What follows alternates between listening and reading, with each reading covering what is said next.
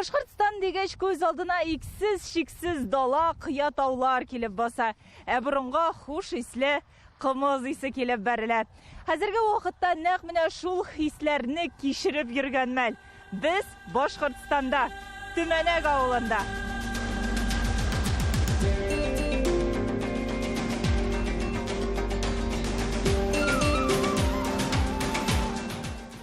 Авыл урамнары төзек, йортлары матур, бизәкле, май шүлмәге тышыннан беленә диләр бит. Шуңа биредә уңган тырыш милләттәшләребез яшәвенә һич шик юк.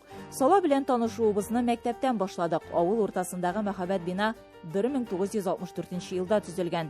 2010 елда реконструкция үткән. Белем йорты җирле оешмалар, эшмәкәрләрнең ныклы ярдәмен тыеп эшли. Бүген мәктәптә 143 бала укый, аларга 13 мөгаллим белем бирә. Безнең балалар Төмәнәк авылыннан гына түгел, безнең Дарвиндан киләләр, Покровкадан киләләр, Тирән-Елга, һәм дә инде Казанковкадан. Безнең автобус чыгып, аларны җыеп килә. Түгәрәкләребезгә шәһәрдән дә килгән балалар бар.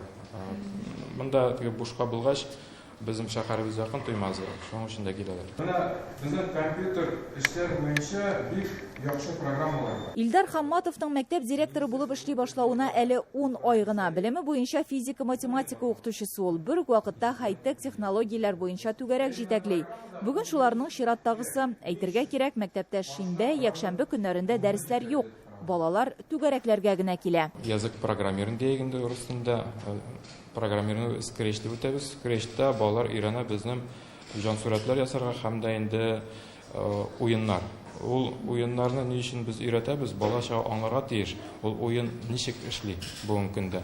Ул бит инде алар смартфонда уйныйлар. Ләкин сәбәбен тапмыйлар, ничек уенны ясарга. Монда без скретч кына үтмәйчәкбез. Бездә Python дигән программа үтәбез. Бу актуаль программа. Татарстанда Иннопольский университеты бар, без шул якка юл тотабыз. Мәктәптә туган тел буларак 2 тел сайлап алынган, ул татар һәм башкорт телләре. Бүген мәктәптә 60% укучы татар телен өйрәнә. 2 телне өйрәнер өчен дә барлык шартлар да тудырылган, ул мөгаллимнәр ягыннан да һәм шулай ук кабинетлар да бар. Алда әйткәнебезчә, мәктәпкә килүебез шинбәгә туры килү сәбәпле без татар теле дәресенә эләгә алмадык. Аның каравы кабинетта укучыларның нәфис сүз бәйгесенә әзерлекләренә тап булдык.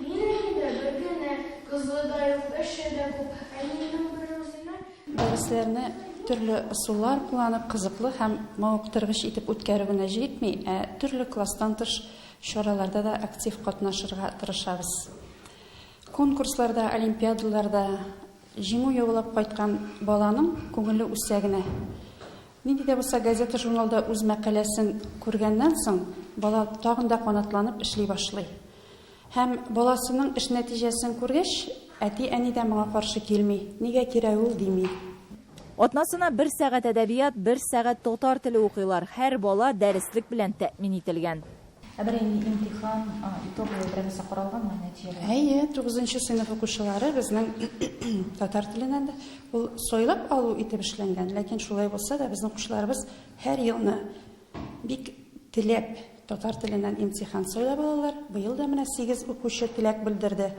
Имтихан үтә диктант формасында һәм Аллаһка шөкер, моңынча әле гел бишлегә язып килделәр. Балалар үз телләрен, тарихларын белеп үсәргә тиеш. Моның өчен авылда һәр кеше зур тырышлык күрсәтә.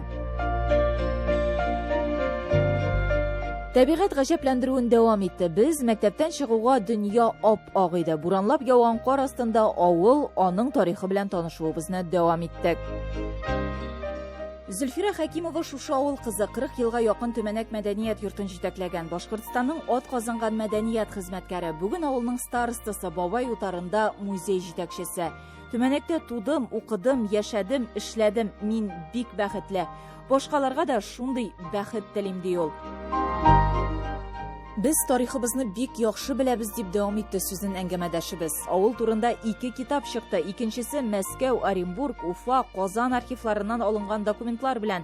Шул китап басылганнан соң авыл халкы 14нче буыннарга кадәр әби бабаларын білді ди Зөлфира ханым. Без татар авылы, без татарларбыз. Безнең 3нче китабыбыз чыкты. Ул оныкларыбызга дип атала. Менә шул китабыбыз безнең үзебезнең халык санын алу китабы ул. Безгә башка китап кирәкмәй. Чөнки анда һәрбер гаиләгә арнап язылган китап һәм үз куллары белән язган язулары чыкты. Алар балаларына васият итеп, без татарлар, сез татар балалары, татар телебезне онытмыйк, гырыф-гадәтләребезне балаларыбызга, оныкларыбызга биреп калдырыйк дип үз куллары белән язган язулар. Авылның тарихы да бик бай. 1692 елда Төмәнәк Кодайметов дигән кеше нигез салган авылыбызга без моны бик яхшы беләбез. Чөнки документларыбыз бар кулда. Менә шушы Төмәнәк Кодайметовтан безнең инде Төмәнәк авылы алынган.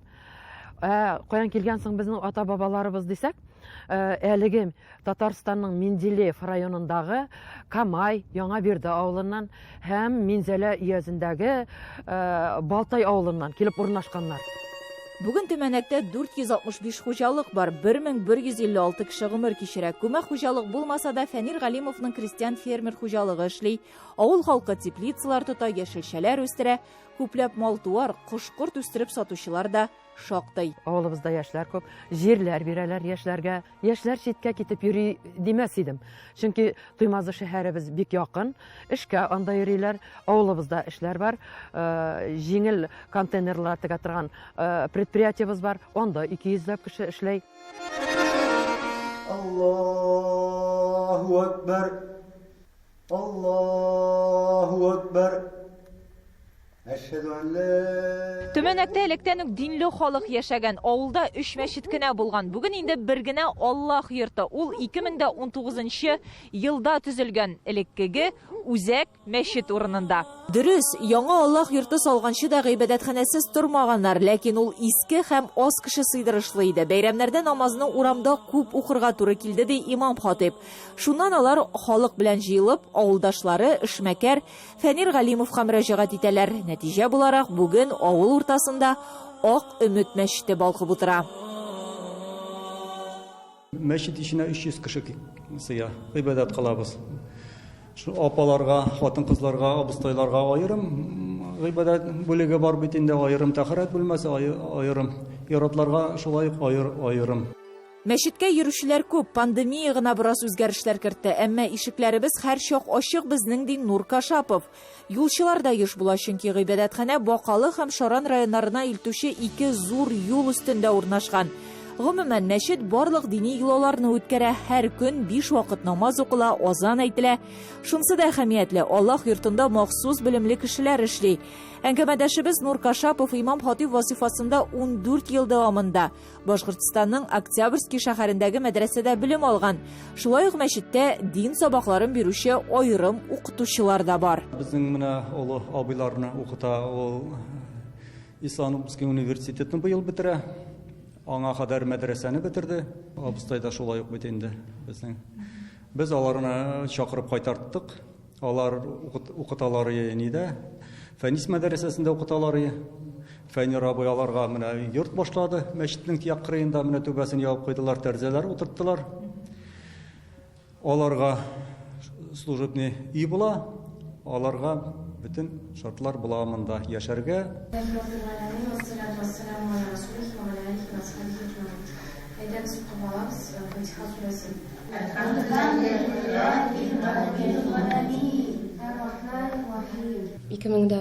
Yıldan 13 yılga kadar Urussu'da okudum. Фәнис мәдрәсәсендә. Соңнан 14 елда бардык без Египетта, анда гарәп телен укып кайттык 1 ел. Бу мәчеттә 2нче ел укытам. 1нче елны мин укыттым яшь кызларны. Әле иске мәчеттә иде. Бу яңа мәчеттә хәзер апаларны укытам. Әдәп әхлакка, ураза, намаз нечкәлекләренә, гарәпчә укырга өйрәнә бу мәдрәсәгә йөрүчеләр. Укучылар шушы авылныкы, хатын-кызлар, балалар 20дән артык кеше. Мөнәвәрә Мөхәммәдиева муллалар нәселеннән, әти дин кысылган заманда да йолаларыбызны үтәде, авыл халкына ярдәм итте. Намазга аңа карап өйрәндек. Бүген дә белем алудан туктамадым ди. Быел 3нче елын укыйбыз. Инде хәзер, әлхәмдулилла, шөкер, сүрәләр укырга өйрәндек, хәрефләрне өйрәндек. Хәзер инде Коръән китаплары укыйбыз. Рәхәт, мин куанып йөрим, шатланып йөрим диннең күтәрелгәненә. Мин инде динне үз балаларыма да өйрәтергә тырышам. Һәр вакыт алар ашаганда бисмиллахны әйтеп утыралар, амин тотып китәләр. Үземнең балаларга да динне өйрәтергә тырышам. Динне кешәйбәт кеше бит инде, дин әйбәт юлга бара. Иң мөһиме традицияләребез буыннан буынга күчә. Дин белән бергә мәдәният тә үсештә. Юлыбызны дәвам итеп шушы авылның даны инде еракларга таралып өлгергән бабай утарына киттек.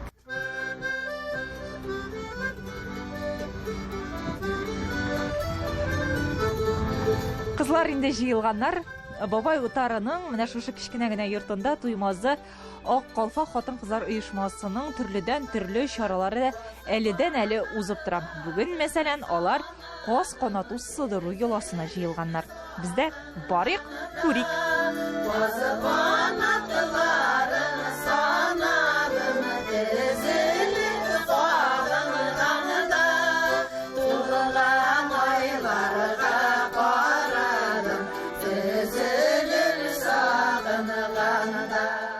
Борынгыдан килгән гадәт башта каз имәсе, аннан каз канаты сыдыру. Авылларда хәзер нәкъ шундый вакыт, бергәләп, җырлап биеп эшләгәч, арганны да сизмисең, күңелле дә. Бик күп казлар асрайлар бездә. Шундый семьялар бар. 200-300 каз асрай безнең менә Эльвира ханым Гумерова. Аның казларын өйдән килеп алалар. Һәм ул берсендә әрәм-шәрәм итмәй мендәрләр. Мендәрләр уже ул инде уже язылган, кемнәргә мендәр ясарга. Бу төмәнәктә. Төмәнәктә. Кызлар каз канатларының да язмышлары төрлечә. Менә бу канат инде тейкмәк майларга. Менә бу канатлар белән без идән сиберәбез. Менә бит ничек? Хак әйткән. Шулай, кызлар, шулай. Ей, әхирәткәйләрем.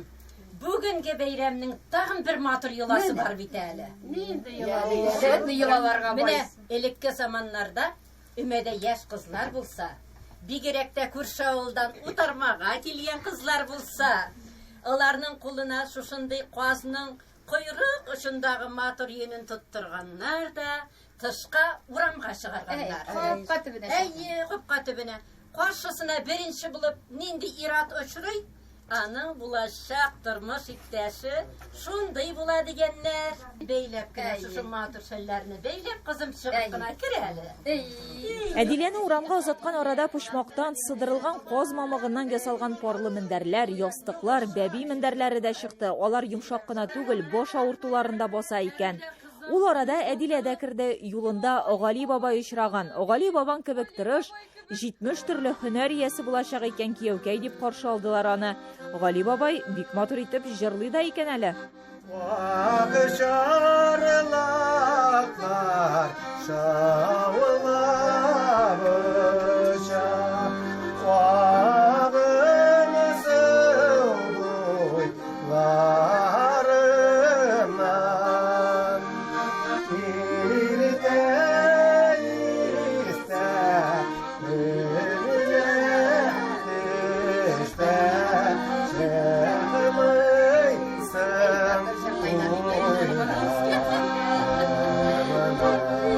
Сыдырылып беткән канатларны кызлар су буена алып барып, 2нче елга да хуҗаның казлары күп булсын дип теләк тели чәчеп кайта. Кызлар каз канаты таратырга киткән арада менә шушы җылы мич янында без тәмле куймаклар пешерәбез. Каз куймагы дип атала инде бу. Төрле кеше төрлечә ясай. Мин инде үзем фәкать манный белән генә пешерәм. Башта җылы сөткә манныйны салып куям. Аннан җибегәч, әзрәк торгач, җылыда әз генә шүпрә җибәрәм. Шүпрә салгачтан инде кабарганын көтеп торам. Шуннан ул кабаргач инде, кабарып чыккачтан ягадан аны ишләям. дигән йомырка салам, туз салам, әз генә чәй содасы җибәрәм, кабарсын дип эшләгәчтен, менә шушылай матур итеп кабарганчы, без инде аны тагы җылыга куеп торабыз.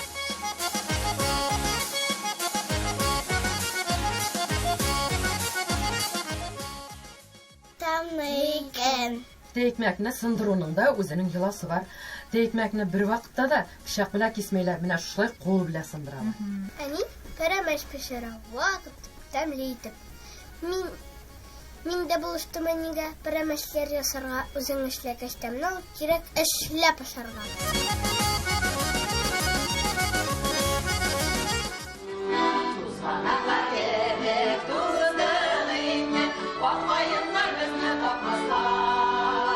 Инде бабай утарының икенче залына күчәбез. Милли күлмәкләр киеп баскан кызлар һаман да шул каз канаты йоласында катнашучылар.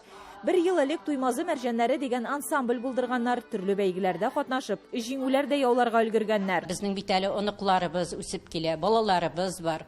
Аларга үзебезнең татар халкының гореф-гадәтләрен, йолаларын мирас итеп тапшыру өчен татар гаиләсенең дәрәҗәсен күтәрү максатында оешма бу. Рәхәтләнеп эшләргә, иҗат итәргә мөмкинлек тудырган Фәнир Галимовка зур рәхмәт диялар. Без дә Төмәнәктән Фәнир Гыйльметдин улы белән очрашмый китә алмадык. Бабай утары идеясе Яшел Үзәнгә барып кайткач туды дип сөйләп китте ул. 2016 елда төзи башлыйлар, 2017 елда беренче Ык буе татар авыллары сабан туен уздыралар. Биредә хәзер Сәләтнең Башкортстандагы базасы урнашкан. Җәй дәвамында 3 алан кабул итәләр. Бүген дә бабай утары үсештә спорт мәйданчыклары төзелә. Бишынығым бар. Һәм менә шушларга тарихны сөйләп карыйсың, алар аңлый алмыйлар сөйләп кенә. Һәрбер әйберне татар тотмай шанбай дигән бер бар бит. Менә шушыннан башланганы шул. Шушы аларның кулларына тоттырып карау. Һәм инде ике оныгым минем улылары җегетләр, алар шушы эштә нык актив катнашып, бүтән эшләрне эшләүче шулар менә булдылар. Менә шушыннан инде килә башладылар. Мәктәп балалары килә башладылар, улы кешеләр килә башлады, тирәктәге кунаклар. Һәм инде минем инде аңладым, бу бик кирәк бер икәнне. Чөнки без үткәнне бик сагынабыз бит. Ә монда килеп кеше үзенең үткәнен күрә. Гомумән, Төмәнәк авылын яшәтү, үстерүгә дә зур өлеш кертә Фәнир Галимов. Крестьян фермер хуҗалыгын җитәкли, кымыз җитештерәләр, чәчәләр, уралар. Авылның 20гә якын кешесе эшле дигән сүз. Авылда гына түгел, Туймазы шәһәрендә яшәүче милләттәшләребез дә Фәнир Галимовка зур рәхмәтләрен белдерә. 2017 елда биредә нәкъ аның ярдәме белән Төмәнәк татар иҗтимагый тарихи мәдәни үзәге ачылды. Әллә кайдан балкып утыра ул. Ишек алдында Габдулла Тукайга куелган бюст каршы ала, ә бина эченнән татар көйләре яңгырый.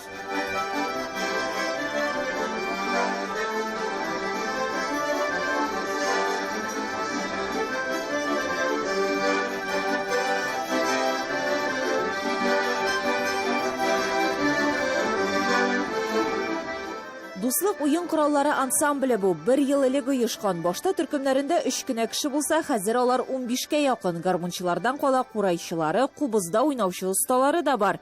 Беребез дә махсус музыкаль белемле түгел ди җитәкчеләре Тәхлилә ханым. Вообще минем финансовое образование. А музыка инде просто кызыгу, хобби. 5нче класста укыганда әткә алып кайтып биргән. 2 ел көттем, апаң урайсын дип беленеп торды мандалина. Менә шулай итеп, миңа ул чагында ничә менә 50 елдан соң, например, да, даже 55 елдан соң шушы мандалина белән бергә яшәйм.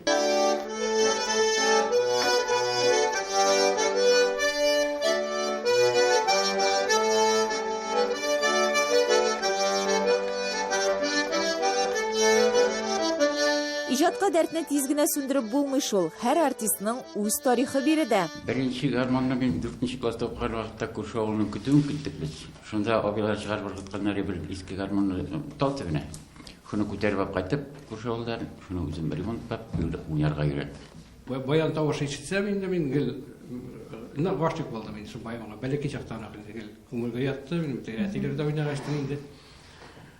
Ну аны бик Нигептә баян булмады, потому что мин гомер буена водитель булып эшләдем. Пенсиягә чыктым инде, арбада 3 ел булды. Шул тиге атмаска да мин хәзер тотындым, нигә шунда гарбым, баяннар рәтләргә шунда үземә бер шөгыль. Күгәрчен бүләк авылына мин авылга китте. Бәләкчектән 3нче класста укганда опам туган 9нчы сыйныфта мин туган көнемә бәләки генә калинка дигән гармун алып биргән. Шул шудан бирле шул гармун кулдан чыккан югын гармунда уйныйм. Уйныйм җырлыйм. Безнең семьяда инде моңлы әти-әни ләрдә җырлап шулардан күреп үскән егет безнең.